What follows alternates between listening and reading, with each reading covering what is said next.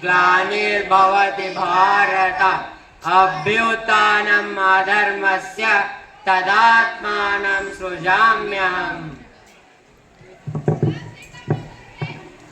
सभी को शत शत नमन। सभी को संविधान दिवस की शुभकामनाएं। आप सभी समझ ही गए होंगे, हमारी समाज की व्यवस्था के लिए, सुरक्षा के लिए कोई ना कोई महापुरुष जन्म लेता ही है।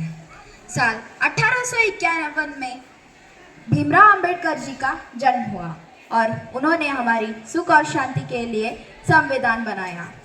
यह संविधान बनाने के लिए जो कमेटी थी उनको 2 साल 11 महीने 18 दिन लगे और यह एक दस्तावेज है जिसने हमारे भारत को लोकतांत्रिक देश घोषित किया है और हमारे अधिकारों और कर्तव्यों के लिए परिभाषित किया है। मैं संविधान हूँ, मुझे आप सबकी रक्षा के लिए भीमराव अंबेडकर जी ने बनाया है, लेकिन स्वतंत्रता मिलने के 77 साल के बाद भी मैं पूरी तरीके से अपनाया नहीं गया। लोग मुझे स्वीकार करने से बचते हैं, मुझे तोड़ते हैं, मेरा उपहास उड़ाते हैं। लेकिन अगर मैं टूट गया, अगर मेरी सांसें रुक गई तो आप लोगों का क्या होगा? इसीलिए मुझे जानो पहचानो, क्योंकि मैं संविधान हूँ, पुलिस वाला नहीं। सर आप कैसे बोल सकते हो? आप तो किताब हो। अरे भाई, मैं किताब जरूर हूँ, लेकिन मैं हिल डुल भी सकता हूँ, क्योंकि मैं कोई लाइब्रेरी की फर्नीचर नहीं हूँ। और एक बात, स्वतंत्रता का अधिकार हम सबको है। तो मतलब हम कुछ भी बोल सकते हैं? हाँ, पर मुंह पर फिल्टर लगाकर, क्योंकि स्वतंत्रता का मतलब ये नहीं है कि तुम टीचर को गुड मॉर्निंग की जगह गुड नाइट बोल दो। हाँ।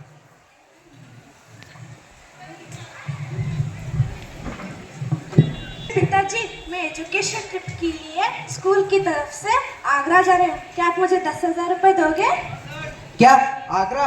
तुम तो एक लड़की हो, तुम उतनी दूर नहीं जा सकती। मैं तुम्हें जाने नहीं दूंगा।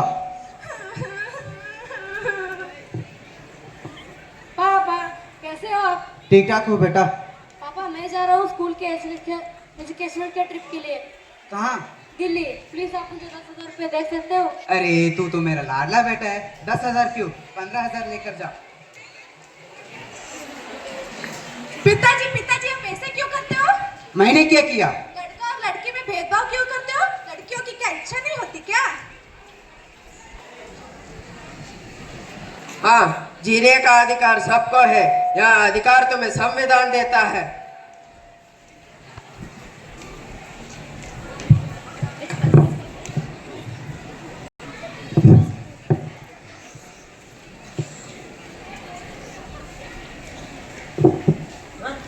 हाँ, देखकर नहीं चल सकता क्या? अंधा है क्या?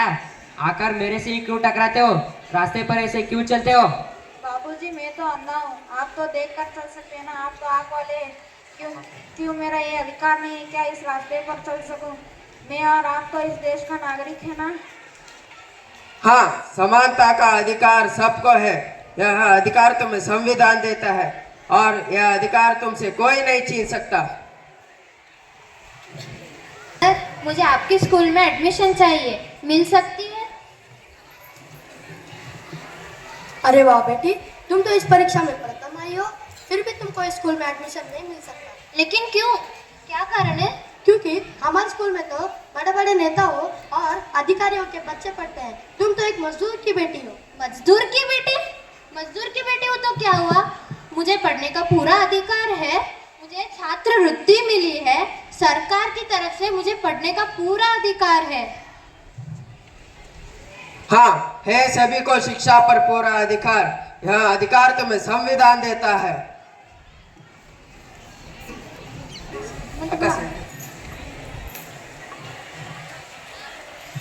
अरे बहू, तुम तो शादी के बाद न दहेज लाई, न गाड़ी लाई, न फ्रिज लाई, कुछ भी नहीं लाई, और नखरे तो देखो कितनी करती रहती है। अरे बेटा एक मिनट इधर आ। अरे बेटा, मैं तो तुमसे कहती हूँ तुम इससे छुटकारा ही पालो। ठीक है माँ, मैं तुम्हारा लाडला बेटा हूँ। तुम जैसे कहती हो मैं वैसे करता हूँ। ये लो डिवोर्स पेपर। Divorce paper? ये क्या है? या आप दोनों मिलकर मेरे साथ क्या कर रहे हो? छोड़ दो मुझे जीने का पूरा अधिकार है। मैं अगर चाहूँ तो आपके खिलाफ पूरे हक से अधिकार उठा सकती हूँ। यहाँ आप लोग क्या कर रहे हो? घरेलू अत्याचार और शोषण, और आप इसके विरुद्ध आवाज भी उठा सकते हो और आपको जेल भी हो सकती है। रुको, ये तुम क्या कर रही हो? तुम सड़क के नियम को क्यों तोड़ रही हो? हमें नहीं जानते हो क्या हम विधायक की बेटी है? कोई ऐसी वैसी तोड़ी ना। तो क्या हुआ, नियम तो सबके लिए बराबर है। तुम्हें जुर्माना देना ही होगा, और अच्छा होगा तुम अगला जुर्माना भी अभी दे दो, क्योंकि तुम विधायक की बेटी हो ना। कानून सबके लिए एक समान होता है, चाहे वो सब्जी वाले की बेटी हो या फिर विधायक की बेटी। और एक बात, संवैधानिक उपचार का अधिकार सबको है। उपचार, ये क्या होता है? अगर तुम्हें सीधा सीधा बताऊं तो अगर तुम्हारा हक कोई छीन ले तो कोर्ट जाकर कहना, जज अंकल मुझे न्याय दो। और एक बात, कर्तव्यों की मजेदार चेतावनी, अधिकार मिले पर कर्तव्य भी निभाने होंगे। इसका क्या मतलब है? देश का सम्मान करो, महिलाओं का सम्मान करो, गंदगी मत फैलाओ, पेड़ पौधों की रक्षा करो। यही हमारा भारत का और उसके प्रति प्रतिबद्धता को दर्शाता है। इतने सारे, मैं तो अपनी थैली भी नहीं उठा सकती हूँ। कर्तव्य है बेटा, होमवर्क नहीं। ठीक है, ठीक है। रहे हो? मैं होटल में साफ सफाई का काम करता हूँ और लोगों के टेबल पोंछता हूँ। आपकी उम्र तो पढ़ने लिखने की है और आप काम क्यों कर रहे हो? मेरे पापा ने कहा है कि घर के हालात ठीक नहीं है, इसलिए मुझे ये काम करना ही पड़ेगा। क्या मैं तुम्हारे पिताजी से मिल सकती हूँ? हाँ, आप मिल सकते हो। मेरे पिताजी होटल के बाहर जुआ खेल रहे हैं, चलिए आपसे मिलाता हूँ। ये रहे मेरे पापा। ये आप बच्चों से क्या काम करा रहे हो? ये मेरा बेटा है, मैं उससे कुछ भी करवाऊं, आपको क्या? ये बच्चे का शोषण हो रहा है, ये देश में नहीं चलने वाला। किसी भी व्यक्ति को किसी के घरेलू अत्याचार और शोषण के विरुद्ध आवाज उठाने का पूरा अधिकार है, और यह अधिकार कोई भी नहीं कुछ छीन सकता। रघुपति राघव राजा राम, पतित पावन सीताराम।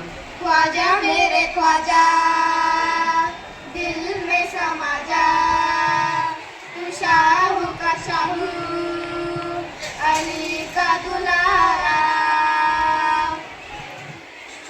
ये आप लोग यहाँ क्या कर रहे हैं? ये हिंदुओं का इलाका है, आप यहाँ ये सब गाने नहीं गा सकते। क्या आप लोग यहाँ क्या कर रहे हैं? ये मुसलमानों का इलाका है, आप ये सब भजन कीर्तन नहीं कर सकते। क्या आप यहाँ क्या कर रहे हो? आप यहाँ क्या कर रहे हो?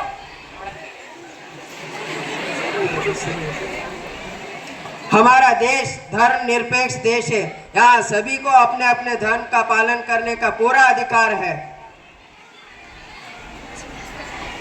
हम सब अपने मौलिक अधिकारों को जानें। आज़ादी का अधिकार, समानता का अधिकार और धार्मिक का अधिकार, संवैधानिक अधिकार, शिक्षा का अधिकार और घरेलू अत्याचार का अधिकार, यह सब हमारे अधिकार हैं। और हम सब अपने संविधान की 76वें वर्षगांठ की सभा में शपथ लें, और आप सभी से अनुरोध करते हैं कि आप सभी अपना हाथ आगे करें।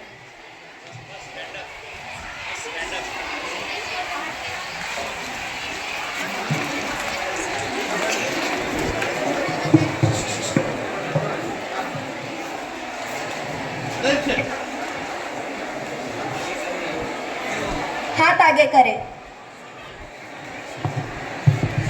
हम भारत के लोग भारत के एक संपूर्ण प्रभुत्व संपन्न समाजवादी बंद निरपेक्ष लोकतंत्रात्मक गणराज्य बनाने के लिए तथा उसके समस्त नागरिकों को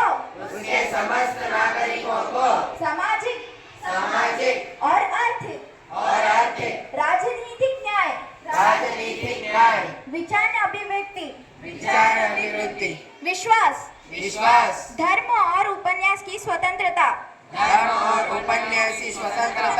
प्रतिष्ठा और अवसर की समता और अवसर की समता प्राप्त करने के लिए तथा तथा उन सब संकल्प होकर व्यक्ति की गरिमा और राष्ट्र की एकता अखंडता सुनिश्चित करने के लिए बंधुत्व बढ़ाने के लिए अपने इस संविधान सभा में इस संविधान को अंगीकृत करने अधिनियमित और आत्मप्रति करते हैं। आप सभी हाथ नीचे करें। जय